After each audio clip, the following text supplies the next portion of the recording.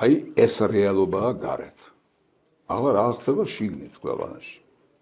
შიგნით ქვეყანაში მოხდა ერთი ძალიან კარგი რამ, რომ ჩვენგან თუ მოითხოვდნენ უკრაინის პარალელურად გაგვეხსნა მეორე ფრონტი რუსეთის წინააღმდეგ, ეს არ შედგა. ამ ხელისუფლებამ გადადგა უსერიოზულესი ნაბიჯი, დაუპირისპირდა მთელი კოლექტიური დასავლეთის ამ მოთხოვნას, აი პირდაპირ მოთხოვნა მოდიოდა კლავების ამოტრიალებამდე. და ეს არ გააკეთა. მაგრამ იქნება თუ არა ეს საკმარისი იმისთვის, რომ ჩვენებს მშვიდობა შევინარჩუნოთ.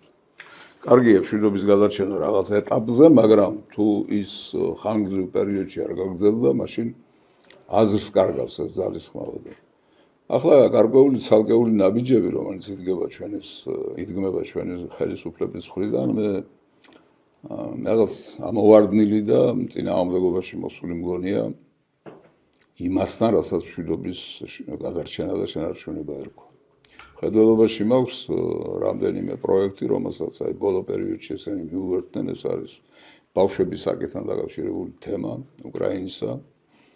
არავითარი პრობლემა ამ ბავშვებთან დაკავშირებით, თქვენ იცით, რომ არ დგას რეალურად, ეს ბავშვები პრაქტიკულად გამოვარიდეს და გადაარჩინეს ომის კატასტროფას და თუ მათ გამოუჩნდებათ პატრონი და ახლობელი, ეს ბავშვები ჩაბარდებიან თავიანთ პატრონს. არავითარი პრობლემა არ დგას, მაგრამ ამას დასავლეთი ფუთავს და ყიდის ისე თითქოს ამ ბავშვებთან დაკავშირებული არის რაღაცა დიდი ტრაგედია. ამ სისულელეს, რა თქმა უნდა, საქართველოს არ უნდა მიერთებოდა, მაგრამ მიუერთდნენ. კიდევ იყო რაღაცა თემა, მე მგონი, რამდენიმე დღის წინ. სადაც ასევე უკრაინის მხარე დაიჭირეს და ერთგვარად ამაყობენ იმითი, რომ ჩვენ უკრაინას მხარს უჭერთ, გვერდში უდგავართ და ასე შემდეგ. არავითარი მხარდაჭერა უკრაინას არ ჭირდება, იმიტომ რომ უკრაინას მართავს უკრაინელი ხალხის დაუძინებელი მტრები. პირსისხლიანი დაუძინებელი მტრები, რომლებმაც უკრაინის სახელმწიფოც და უკრაინელი ხალხიც გაანახევრეს ტერიტორიულად მოსახლეობის მხრივ, მილიონები ჩააწმინეს მიწაში, თავიანთი აბსურდული პოლიტიკით, როდესაც დაიწყეს ყველაფერი რუსულის დევნა უკრაინაში,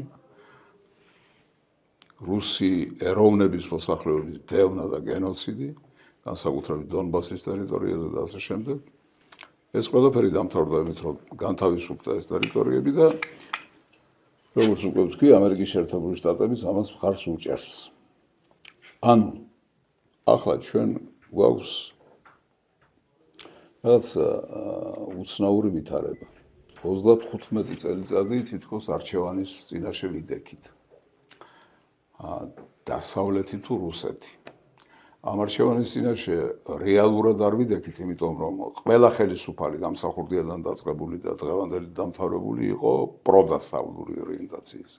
ამიტომ კურსი საგარეო ორიენტაცია თითქოს განსაზღვრული იყო, მაგრამ იმის გამო რაც უკვე ვთქვი, რომ დასავლეთი ამას ფუთავდა, თორემ რეალურად ჩვენ არსად არ ვიღებდნენ და არავითარ სტრატეგიულ პარტნიორად ჩვენ არ გვაღიარებდნენ.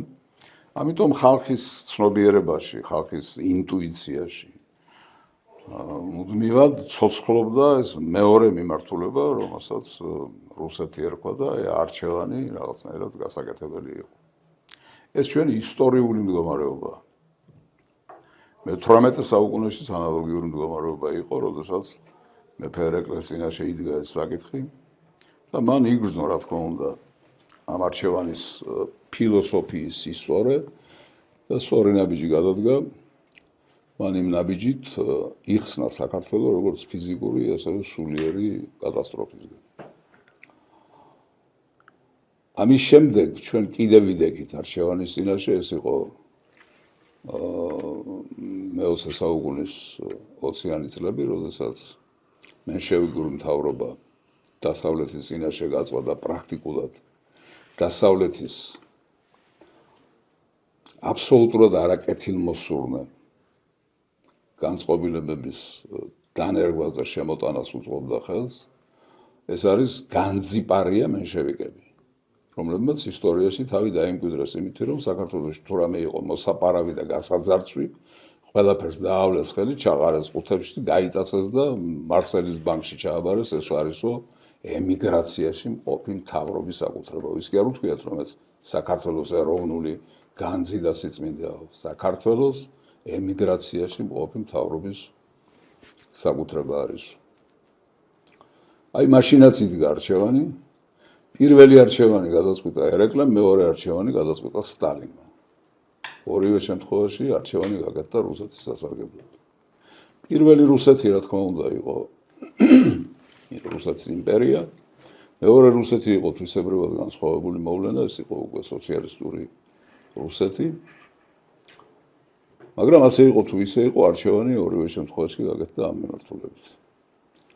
ახლა ჩვენ აღვნიშნეთ იმ რეალობაში, რომ ის არჩევანი, რომელიც ვითომ იდგა ჩვენს წინაშე, დასავლეთი თუ რუსეთი, პრაქტიკულად არ აღარდგას. იმიტომ რომ დასავლეთი გამოეცალა ამას. თვითონ გითხრა უარი. თვითონ გითავაზეს პანღური, თვითონ გაგვაწნეს სახეში სილა, თვითონ შემოგვაფურთხეს, შეურაცხყოფა მოგვაყენეს და გამოეცალნენ ამ სიტუაციას. მაგრამ ჩვენ კვლავ არჩევანის წინაშე დავდექით, იმიტომ რომ სხვა პროცესებიც მიდის. ერთი მხარე ხო, გეოგრაფიული მხარე ხომ არ არსებობს, სხვა მხარეებიც არსებობს. საქართველოში დაწყებულია ისლამიზაციის პროცესი. ეს არ არის მიბმული მარტო ამ ყვადაღებულ არაბულ ინვესტიციასთან, მაგრამ ისლამიზაციის პროცესი რომ დაწყებულია, ამისთვის ჩვენ შორს წასვლა არ დაგვჭირდება, გავიდეთ აი ამ ქუჩაზე, სადაც ახლა იმყოფებით და ჩვენ ნახავთ რა არის და როგორ არის. შევიხედოთ იუსტიციის დაწესებულებებში და ჩვენ ნახავთ, რომ ასობით და ათასობით რაღაცა ქონება, მიწის ნაკვეთები და რაღაცები იყიდება სწორედ ამ აღმოსავლეთიდან შემოსულ ხალხს. ჩინეთის თემა კიდევ სხვა თემაა, მაგრამ პირველ რიგში ეს არის თურქეთი, ეს არის ირანი, ეს არის არაბული სახელმწიფოები, რომლებიც ელვის ისწრაფით გადაყლაპავენ საქართველოს. არავითარი პრობლემა საქართველოს გადაყლაპვა მათთვის პრობლემას არ წარმოადგენს. გერმანია თუ არ ვხსნები 85 მილიონია დღეისთვის მოსახლეობა, გახყვირის რომ მიგრაციის გამო იღუპება, ხო? საფრანგეთი თუ არ მეშლება იქაც 65 მილიონზე მეტი არიან, ისინი გახყვირიან რომ მიგრაციის გამო იღუპებიან და სწორედ აი ამ ისლამური მიგრაციის გამო. ტრამპმა თავის ერთ-ერთ სამოქმედო პროგრამად მოსვლისთანავე გამოაცხადა, რომ წინააღმდეგობა აი ამ მიგრაციულ პროცესებს და გადაერჩინა 300 მილიონიანი ამერიკა. ჩვენ ვართ 3 მილიონიანი ქვეყანა. და ქართველი რამდენი ვართ კიდევ სხვა თემაა შიგნით. ამიტომ ჩვენი გადაყლაპვა არავითარ სიზნელეს არ წარმოადგენს და ახლა ჩვენ ვართ არჩევანის წინაშე. რუსეთის ფაქტორი ჯერ კიდევ არსებობს, მადლობა ღმერთს. მიუხედავად იმისა, რომ დიპლომატიური ურთიერთობა გაწყვეტილი გვაქვს, მიუხედავად იმისა, რომ ისტორიულ მტრად ყავს გამოცხადებული, ოკუპანტად ყავს გამოცხადებული, მიუხედავად ამისა, რუსეთის ფაქტორი არის დღესაც საქართველოს საყრდენი. რომ არა რუსეთის ფაქტორი, აი ეს პროცესები, რომელზეც ახლა ვსაუბრობ, გაცილებით უფრო ჩქარი ტემპებით წარიმართებოდა. ეს კიდევ ცალკე საკითხი. ახლაც რუსეთის ფაქტორი რა კი არსებობს, ესე იგი არჩევანიც არსებობს, მაგრამ არჩევანი დასავლეთსა და რუსეთს შორის გადაკეთდა არჩევანად რუსეთსა და ისლამს შორის. დასავლეთი ცოტა მომხიბვლელი თემა იყო, იმიტომ რომ წინავს დასავლეთი თავის ხელოვნებით, კულტურით, მეცნიერებით. და თუ გნებავთ რაღაც პოლიტიკური მოწყობის რაღაც ელემენტებით და ასე შემდეგ და ასე შემდეგ და ქართული ხალხის დიდი ხნის ასე ვთქვათ რაღაც მიჯაჭვულია, ცნობიერება მიჯაჭვულია დასავლეთთან, იმიტომ რომ ჩვენ მართლაც დასავლური კულტურის ნაწილი ვართ, თუმცა გეოგრაფიულად არ ვეკუთვნით. ამიტომ დასავლეთის შემთხვევაში, როდესაც ალტერნატივა იყო დასავლეთი თუ რუსეთი, იხლიჩებოდა ქართული ეროვნული ცნობიერება. მაგრამ ახლა, როდესაც საკითხი რეალურად დგება ისლამი თუ რუსეთი, აქ არ ამგონია რომ გაიხლიჩოს ეროვნული ცნობიერება, იმიტომ რომ ის მხარე მაინც მიმზიდველი არ არის ჩვენთვის და მასთან დაკავშირებული საფრთხების გაცნობიერება ქართველ ხალხს არ გაუჭირდება. აი ეს რეალობა გვაქვს. ასე ზემოდან და გლობალურად რომ შევხედოთ. ამით დავამთავრებ და დანარჩენს ვერაფერ ამცებ საშუალებას.